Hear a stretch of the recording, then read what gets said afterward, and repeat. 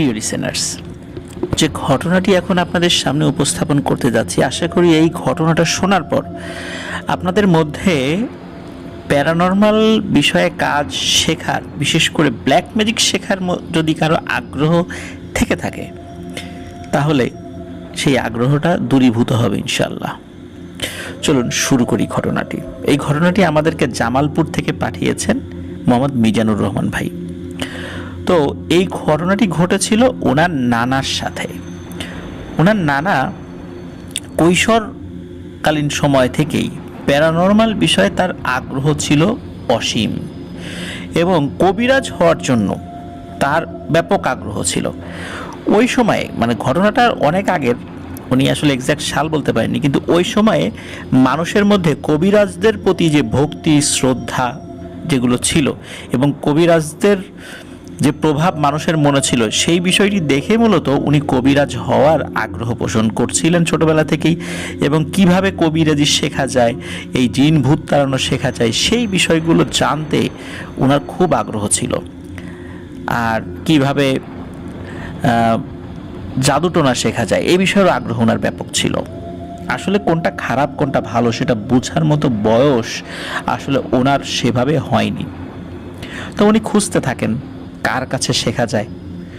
এভাবে উনি খুঁজতে খুঁজতে ওনাদের জামালপুরের পাশে টাঙ্গাইলের মধুপুর শালবনের দিকে গারো উপজাতির কিছু লোক বসবাস করত, যেটা ওনার নানা বাড়ি থেকে খুব কাছে।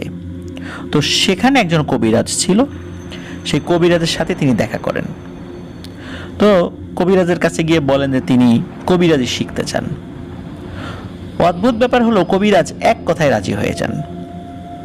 সাধারণভাবে কি ঘটে, সাধারণভাবে যদি কোনো মানুষ কবিরাজের কাছে গিয়ে কবিরাজি শিখতে চায় তখন বলে, না তুমি পারবা না, এটা খুব কঠিন কাজ, তোমার বয়স হয় নাই, এইভাবে ইনিয়ে বিনিয়ে বিভিন্নভাবে এড়িয়ে যেতে চায়। কিন্তু ওই কবিরাজটি, এই মিজান ভাইয়ের নানা যখন তাকে বলেছেন যে শিখতে চান, সে এক বাক্যে রাজি হয়ে যায় এবং তিনি বলেন যে তোমাকে আমি কবিরাজি শেখাবো, কোনো সমস্যা নেই, আমি যেটা বলবো তুমি সেটা করতে পারবা। তখন নানা বলেন যে হ্যাঁ পারবো। তখন বলে যে কাজ কিন্তু খুব কঠিন, কিন্তু তোমাকে কিন্তু কাজ করতেই হবে, মানে ব্যর্থ হয়ে ফেরত আসা যাবে না। তখন বলেন কাজটা কি? বলে যে আসছে পূর্ণিমা রাতে আমি তোমাকে একটা কবরের কাছে নিয়ে যাব, তুমি কিছু মন্ত্র আমি আমার কাছ থেকে শিখে নেবে, আমি তোমাকে শিখাই দেব। তুমি কবর খুঁড়ে, কোনো কাজ না, শুধু একটা ধারালো অস্ত্র আমি দিয়ে দিব, সেটি দিয়ে সেই লাশের মাথাটা কেটে নিয়ে চলে আসবে, আর কিচ্ছু না, এটাই তোমার কাজ। তাহলে তুমি বিশাল তান্ত্রিক এবং কবিরাজ হতে পারবা। তখন মিজান ভাইয়ের নানা চিন্তা করছেন, আরে এটা আর এমন কি কাজ, এটা তো খুব সহজ কাজ, কবরই তো খুঁড়বো, কবরের মধ্যে নামবো, মাথাটা কেটে নিয়ে চলে আসবো, এই তো, এটা আমার এরকম কোনো কঠিন কাজ না। উনি বলেন হ্যাঁ ঠিক আছে, আমি রাজি। তো ওই কবিরাজ বলে দেন যে অমুক দিন তুমি দিনের বেলা আমার কাছে চলে আসবা, আর গভীর রাত্রে আমরা একটা জায়গায় যাব এবং কাজ সেরে চলে আসব। তো কবিরাজ যান, সাথে যান। কবিরাজ বলেন যে আমি তোমার সাথে থাকবো, এটা উনি বলেছিলেন, আমি তোমার সাথে থাকবো, তুমি কাজটা করবা। তো এই জন্যই মূলত উনি চিন্তা করেছিলেন, আরে এ তো আর এমন কি কঠিন কাজ, সাথে তো কবিরাজ থাকবেই। তো নানাকে নিয়ে যখন একটা গ্রামের মধ্য দিয়ে, একদম শুনশান নীরবতা, ওই সময় তো বুঝতেই পারছেন যে ওদিকে বিদ্যুৎ ছিল না, মানে কোনো কিছু নাই, পূর্ণিমার রাত, অনেক দূর পর্যন্ত দেখা যাচ্ছিল, কিন্তু মানুষজনের কোনো চিহ্ন পর্যন্ত নেই, সবাই ঘুমিয়ে গেছে। আর ওই সময় একটা বাড়ি থেকে আর একটা বাড়ির দূরত্বও ছিল অনেক বেশি। তো একটা বাঁশঝাড়ের কাছে এসে কবিরাজ তখন মিজান ভাইয়ের নানাকে বলে যে আমি এই বাঁশঝাড়ের ভিতরে বসলাম, তুমি যাও, ওই যে দূরে যে কবরটা আছে, ওইখানে একটা কবর আছে, কবরটা চারদিক থেকে ঘেরা ছিল বাঁশের বেড়া দিয়ে। তো উনি দেখিয়ে দেন ওইখানে একটা কবর আছে, ওইখান থেকে গিয়ে তুমি ওইটা নিয়ে আসো। তখন বলে কি কথা, আপনি আমার সাথে যাবেন না? তখন কবিরাজ বলে না, আমি এখানেই থাকবো, তুমি যাও, আমি যদি তোমার সব কাজ করে দিই তো তুমি কবিরাজি আর কি শিখবা, এতটুকু সাহস তো রাখতে হবে। তখন বলে যে আপনি না আমার সাথে আসবেন বলেছিলেন। তখন উনি বলেন যে হ্যাঁ আসলাম তো, এই যে এখানে তো আমি আছি, ওইটুকু পথ তো তোমাকে একা যেতেই হবে, এতটুকু সাহসের পরিচয় না দিলে তুমি কবিরাজ হবা কিভাবে? তো নানা ভাবেন যে তাই তো, কবিরাজ তো ঠিক কথাই বলছেন, সব কাজ যদি মানে উনি আমার সাথে এসে করে দেন, শুধু একটা কাজ যদি আমি করি তাহলে আর আমি কবিরাজ হব কিভাবে? এতটুকু সাহসের পরিচয় তো আমাকে দিতেই হবে। উনি বিষয়টা স্বাভাবিকভাবেই নেন। ওনাকে যে মন্ত্র শেখানো হয় সেই মন্ত্র মনে মনে জপতে জপতে চলে গেছেন সে কবরের কাছে। তো কবরের কাছে যাওয়ার পর কবরের চারদিকের বেড়া সরিয়ে দেন, কবর খুঁড়তে থাকেন। ওদিকে কবর খুঁড়ে কবরের উপরে যেই বাঁশ যেটা থাকে, বাঁশের একটা টুকরোগুলো আমরা যেগুলো দিয়ে দিই আর কি, তো ওগুলোও সরানো শেষ। চারদিকে কিন্তু কোনো ধরনের কোনো প্যারানর্মাল বিষয়ের কোনো উপস্থিতি নাই, একদম শুনশান নীরবতা, মানে একদম স্বাভাবিক আর কি। তো উনি কবরের মধ্যে নেমে পড়েন। নামার পরে দেখেন যে হ্যাঁ, কাফন টাফন ঠিকই আছে, হয়তো বা 2 দিন হয়েছে আর কি, বা 1 দিন হয়েছে দাফন করা হয়েছে, সব কিছুই মানে একদম স্বাভাবিক। কবরের বাঁশগুলোও কাঁচা রয়েছে।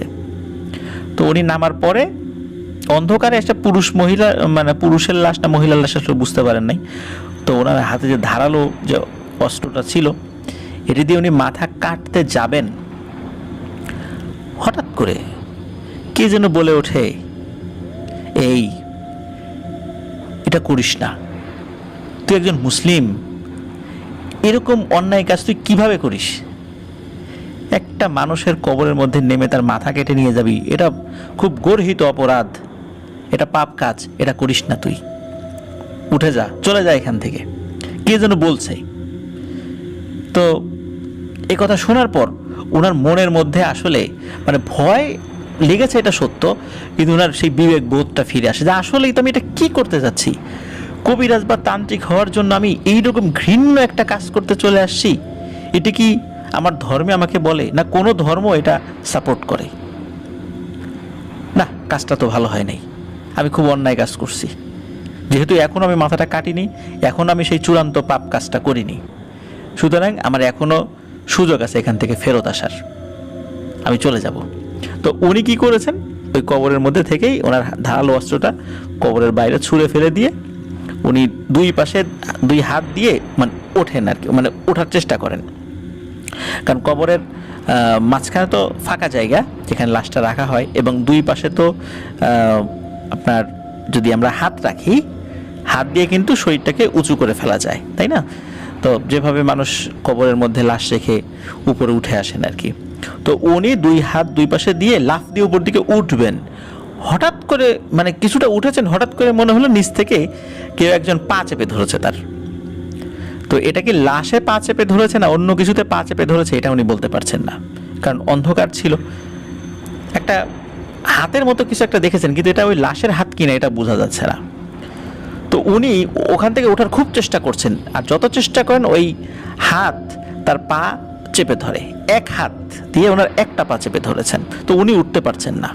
তো উনি কবিরাজের শেখানো মন্ত্র উনি মানে আবারও পড়া শুরু করেন। এরপর দেখেন যে এবার এক হাত না, আর একটা হাত এসে ওনার আর একটা পা খপ করে ধরেছে, মানে ওই মন্ত্রে কোনো কাজ হচ্ছে না। শেষ পর্যন্ত উনি মন্ত্র পড়া বাদ দিয়ে দোয়া দুরুদ পড়া শুরু করেন। যখনই দোয়া দুরুদ পড়া শুরু করেছেন তখনই সব কিছু স্বাভাবিক হয়ে যায়। ওই হাত ওনার পা ছেড়ে দেয়, উনি ওখান থেকে উঠে পড়েন, এবং উঠে পড়ার পর উনি ওই দোয়া দুরুদ পড়তে পড়তে বাসারের দিকে যাচ্ছিলেন। আর তখন মনে হচ্ছিল যে 3-4 জন মিলে ওনার পিঠে কিল ঘুষি মারছে, এবং কিল ঘুষি মানে এমনভাবে মারছে যে কিল ঘুষির ধাক্কাই উনি চলে যাচ্ছে ওই বাঁশঝাড়ের দিকে। মানে পেছন দিকে কেউ যদি ধাক্কা দেয়, লাথি দেয়, মানুষ সামনের দিকে এগিয়ে যায় না ধাক্কা খেয়ে, ওরকমটা হচ্ছে। উনি পেছন দিকে তাকানোর আর সাহস করছেন না, ওনাকে পেছন দিকে কিল ঘুষি অনবরত মেরেই যাচ্ছে, মনে হচ্ছে খুব শক্ত হাত দিয়ে ওনাকে কিল ঘুষি মারছে। এভাবে উনি কিছুক্ষণের মধ্যেই সেই বাঁশঝাড়ের কাছে চলে আসেন, ওই কিল ঘুষির ধাক্কাই, মানে দৌড়ানোর আর সুযোগ পান নাই, কিল ঘুষির ধাক্কাই উনি বাঁশঝাড়ের কাছে চলে আসছেন। তো আসার পর সব কিছু স্বাভাবিক, আর কোনো সমস্যা নেই, কিন্তু উনি যে দৃশ্যটা দেখতে পান সেটা খুব ভয়ানক একটা দৃশ্য ছিল। উনি দেখতে পান ওই যে কবিরাজ, যেই কবিরাজ ওনাকে এখানে নিয়ে আসছিলেন, যে বাঁশঝাড়ের নিচে বসেছিল, সেই কবিরাজ পড়ে আছে, তার দেহ, তার মাথাটা 3-4 হাত দূরে পড়ে আছে, মনে হচ্ছে মাথাটা মুচড়িয়ে ছিঁড়ে কেউ ফেলে দিয়েছে ওইখানে। উনি ওই দৃশ্য দেখে ওইখানেই সেন্সলেস হয়ে পড়ে যান। সকালবেলা লোকজন এইরকম দৃশ্য দেখতে পায়, একজন অজ্ঞান হয়ে পড়ে আছে আর একজন পড়ে আছে তার মাথা ছেঁড়া অবস্থায়।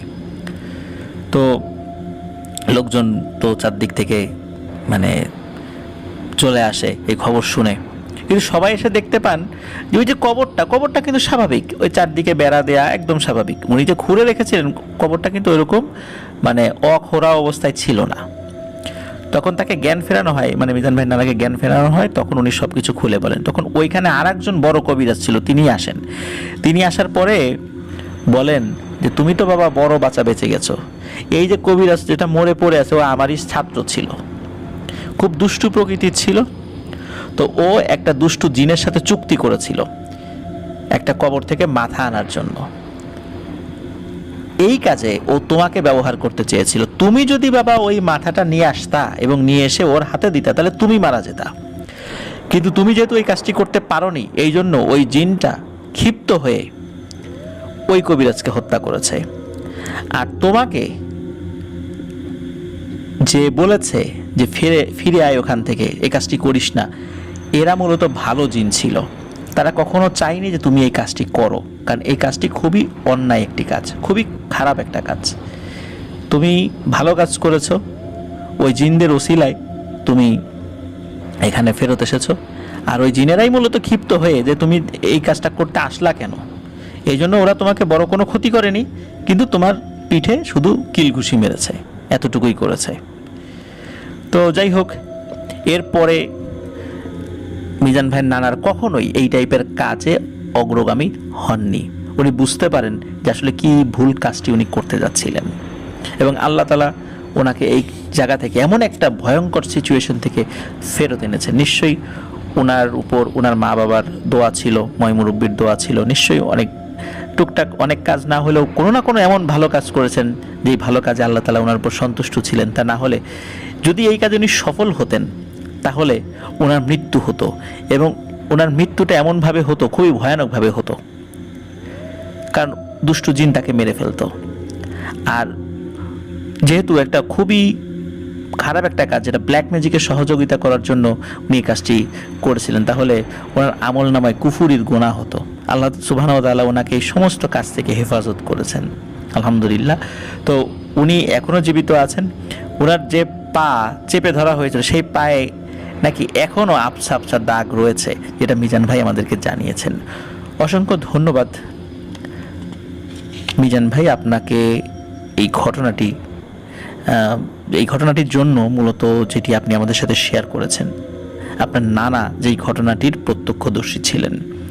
আমি আশা করব যারা এই কাজে আগ্রহী আছেন, যারা এই কাজ করতে চান, শিখতে চান, খবরদার এই ধরনের কাজ করাও যাবে না। নিজের যত প্রয়োজনই হোক, কোনো তান্ত্রিক কবিরাজের কাছে যাওয়া যাবে না, এবং এই কবিরাজদেরকে কোনো বিষয়ে হেল্পও করা যাবে না। আমি চিন্তা করছি যে আমি তো করছি না, সে কবিরাজই তো করছে, কিন্তু আমি কবিরাজকে দিয়ে কোনো একটা কুফুরি কাজ করাচ্ছি, মানে আমারও ঈমান চলে গেছে, সেটা আমি নিজেও বুঝতে পারছি না।